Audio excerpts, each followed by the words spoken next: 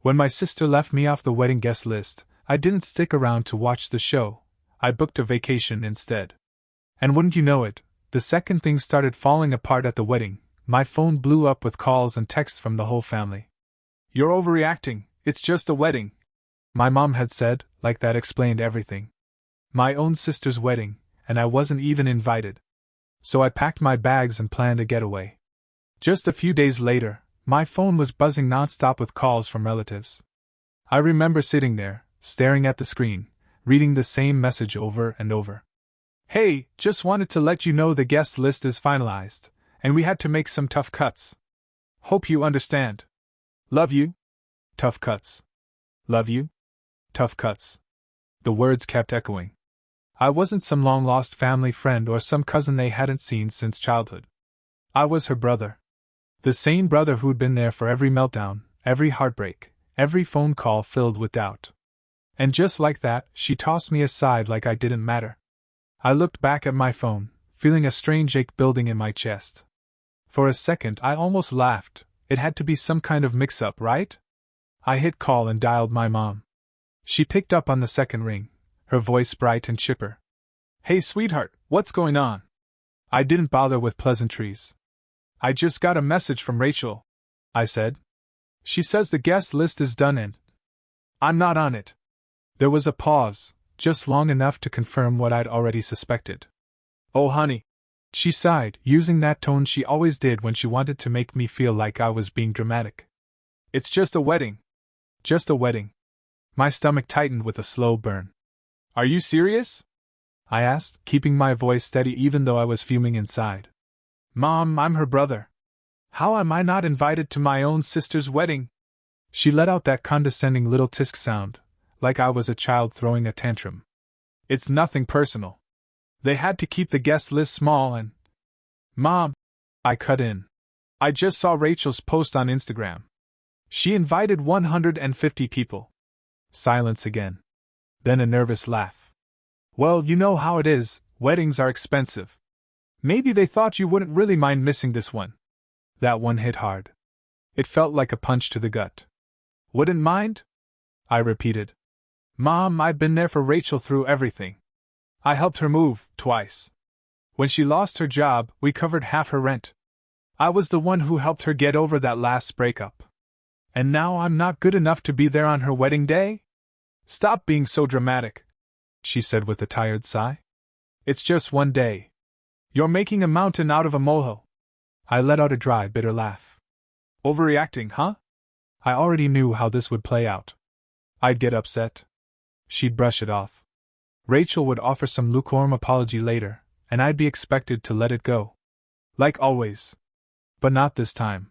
Something inside me snapped. If I wasn't important enough to be there, then I wasn't going to act like I was. I hung up without saying a word and started scrolling through travel sites. If I wasn't going to Rachel's big day, then I was going somewhere better, somewhere warm, sunny, and far away. And the more I thought about it, the angrier I got. I wasn't the kind of guy who got bent out of shape over little things. I'd let a lot of stuff slide in the past. Rachel forgetting my birthday year after year. Only calling when she needed a favor. And Mom? She always expected me to be the understanding one. Meanwhile, Rachel got away with everything short of a felony. But this? This was another level of disrespect. I wasn't going to sit around feeling sorry for myself while they played happy family without me. If I didn't matter enough to be there, I sure as hell wasn't going to be their backup when things went wrong. I opened my laptop and started booking flights. If Rachel was having the happiest day of her life, I was going to have the best week of mine. It didn't take long. In under an hour, I had everything set, an all-inclusive stay at a 5-star Caribbean resort. Private suite with a view of the ocean, full spa access, a private beach, the whole deal. I used to tell myself a trip like that was out of reach. Not this time. This wasn't just a vacation. This was a message. When the wedding weekend rolled around, I was already in the air, sipping champagne in first class. I made sure to post a picture, legs stretched out, drink in hand, with a little caption. "Got cut from the guest list, but I think I'll survive." The comments rolled in fast. Some of my cousins responded with laughing emojis. My aunt, the only one in the family with any sense, commented, "Good for you. Should have taken me with you." But the real highlight? That came from my mom. 3 messages in a row. "Mom, where are you?" My mom, "Are you really skipping your sister's wedding over this?" Mother, "You're being petty." Petty? She hadn't seen anything yet. I sent back a photo of the beach, white sand, blue water, the kind of view you see in travel ads. Then I turned off my phone. I wasn't going to let them drag me back with guilt. Not this time. For the first time in years, I chose myself over them. And it felt damn good. By the time I touched down in paradise, whatever guilt I had left was long gone. The moment I stepped outside the airport, a warm breeze rolled over me, thick with the scent of salt water and blooming tropical flowers. Waiting out front was a sleek black SUV, driver holding a sign with my name, and a cooler in the back seat stocked with cold towels and bottled water. Yeah, this beat a wedding by a mile. As we cruised along the coast, I couldn't help but think how right I was to do this. Back home, I figured the family was busy with last-minute wedding prep. Mom was probably inventing some excuse for why I wasn't there. Rachel was off laughing with her bridesmaids, barely remembering I existed. But here, I wasn't an afterthought. I was the priority. My own priority. That resort looked like it came straight out of a dream. The lobby alone had towering palm trees sprouting up right from the floor, and the open-air design let in the salty breeze straight off the ocean. They didn't waste a second pampering you either. You were handed a cocktail before you even gave your name at check-in. And the room? Absolutely unreal. Massive windows stretching from floor to ceiling, my own private balcony, and the most luxurious king-size bed I'd ever laid eyes on. I tossed my bag down, stepped outside onto the balcony, and just let the view wash over me. And because I couldn't help myself, I snapped a photo of the scenery and posted it with a little caption that read, "When one door closes, another opens, preferably to a beachside suite with bottomless margaritas." Yeah, I knew that post would eventually make its way back to my family. And honestly, I kind of hoped it would. Maybe then they'd get a taste of what it felt like to be the one left out. And let me tell you, I was just getting started. My first full day there was everything I needed and more. Woke up to room service that brought fluffy pancakes, a plate of fresh fruit, and coffee so smooth it made every cup I'd had before taste like mud. Then I spent the rest of the day doing whatever I pleased. No responsibilities. No family drama. Just me, the sound of the waves, and a schedule that revolved around one thing, my own happiness. By the afternoon, I was kicked back on a sun lounger by the infinity pool, martini in hand, watching the tide roll in like it was putting on a show just for me. Every now and then, I glanced at my phone. Not to check in with anyone back home, definitely not. I was reading the reactions pouring in on my vacation updates. The comments were gold. Cousin Tyler chimed in. "Bro, where even are you?" Aunt Karen messaged. "Okay, now you're just bragging." Some old buddy from college even said, "Man, bring me along next time." And then came the one that made me grin. "Rachel saw your post." Well. Now she was paying attention. I pictured her perfectly, sitting in the bridal suite, sipping cheap champagne, probably stressed to the max, scrolling through Instagram, only to see me living it up in paradise. Good. I took another sip, leaned back, and thought to myself, "Hope your big day's everything you dreamed of, sis." But right as the sun began to dip below the horizon, something strange happened. My phone started blowing up. At first, I brushed it off. Figured it was just more reactions to the pictures I posted. Then I noticed the names popping up. Mom. Rachel. Tyler. Even Uncle Dave. Call after call. Text after text. I raised an eyebrow, finally deciding to take a peek. The first message was from my mom. "Call me. It's an emergency." Emergency? Wasn't the wedding supposed to be happening right about now? I let out a slow sigh, trying to decide if I actually gave a damn. Then Tyler sent another one. "Dude, you are not gonna believe what just happened." Now I was intrigued. I sat up straighter and started scrolling. And it didn't take long to see that the universe had handed me the greatest wedding gift I never asked for. Apparently, Rachel's picture-perfect ceremony had completely imploded. I scrolled through a flood of frantic texts, each more dramatic than the last, and with every one, I felt my smirk grow wider. Tyler. Bro.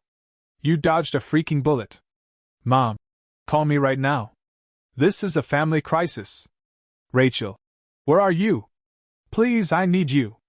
I leaned back, took another slow sip of my drink, and kept reading.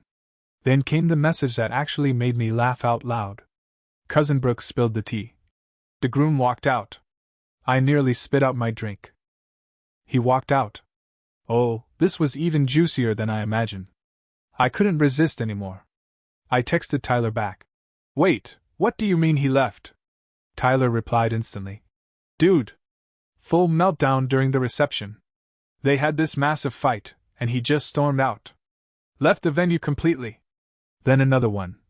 Oh, and Uncle Dave and Dad got into a screaming match over who ruined the family's name. Grandma was crying. The bar shut down early.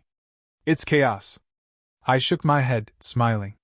My sister had made it clear I wasn't welcome at her big day.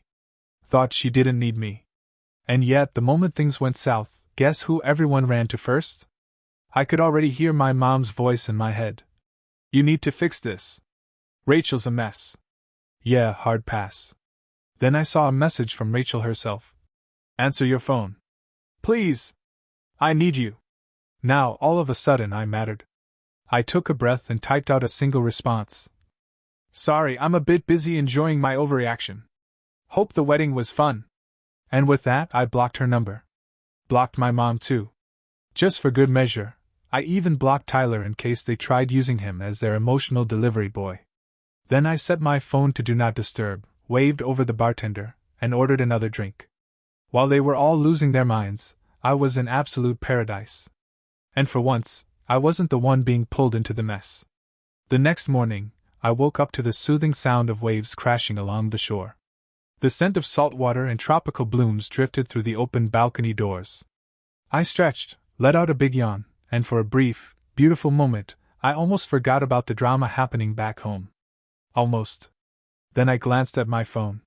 Even though most of them were blocked, I still had over 20 missed calls from unknown numbers. They were trying everything to get through. A few voicemails had even slipped past my filters. Against my better judgment, I hit play on the first one. My mom's voice came through, sharp and desperate. I don't know what you think you're doing, but now is not the time for one of your tantrums. Your sister is devastated. We need you here. The family needs to come together right now. I rolled my eyes and deleted it. Next voicemail. Rachel, crying. I don't understand why you're doing this. You're my brother. I need you. Please, just call me back. Click. Deleted. The next one actually made me laugh out loud. Tyler was whispering like he was hiding in a supply closet. Dude, Mom and Aunt Karen are already planning to ambush your apartment when you get back. Just a heads up. Also, Grandma keeps saying the wedding was cursed because you weren't there. It's hilarious. Was that a voicemail? Yep. Saved. I tossed my phone onto the bed and stepped out onto the balcony. The sun had just started its slow climb over the horizon, casting a golden glow across the water that looked like something out of a movie. I stood there for a moment, took a long breath, and just let it all soak in, the warmth, the peace, the fact that I wasn't in the middle of their mess for once. Back home, they were scrambling. Damage control mode. Desperate phone calls, pointing fingers, family members turning on each other like hungry raccoons in a garbage fire. Meanwhile, I was sipping espresso in a soft white bathrobe, enjoying the best decision I'd ever made. And the beauty of it all? Now they were getting a taste of exactly how I felt when they excluded me. Unwanted. Overlooked. Left out. Poetic, really? But I wasn't done yet. I grabbed my phone, snapped a photo of my breakfast, stack of fluffy pancakes, fresh tropical fruit, and a mimosa so bright it practically glowed, and posted it with a caption. Starting my day stress-free. Hope everyone back home is doing okay. Then, just for kicks, I peeked through my blocked messages, grinning at all the missed calls. I ordered another mimosa and made a silent vow to leave every single one of them on read. Let them handle their own chaos. I was officially out of the emotional janitor business. By midday, I was lounging under a shaded cabana, stretched out on a cushioned chair with a tropical drink in one hand and not a single worry in the world. That's when my phone buzzed again. This time it wasn't spam. It was from Cousin Brooke. Brooke. If there was one person in the family with a functioning brain and some sense of decency, it was her. Her message read, "Okay, I know you're mad, and honestly you should be. But you have to hear what happened after the wedding. Call me. You're gonna love this." I raised an eyebrow. Brooke wasn't one to exaggerate. If she said it was worth hearing, it probably was. So, against my better judgment, I hit dial. She answered before the first ring even finished. "Oh my God, you're finally answering!" she blurted out, practically buzzing with excitement. "Okay, are you sitting down?" I looked around at my private cabana, the ocean stretching endlessly in front of me, a cold drink sweating in my hand. "Yeah," I said. "I think I'm in a pretty good place to hear whatever this is." She laughed, breathless. "Okay, so, after the groom stormed out, Rachel had a full-on breakdown. I'm not talking tears, I'm talking full tantrum. Screaming, sobbing, throwing things at the bridesmaids. Like total emotional demolition." I smirked. "Sounds about right." "And then," Brooke continued, "Aunt Karen made some snide comment. Mom overheard her saying that none of this would have happened if you'd just been there." I blinked.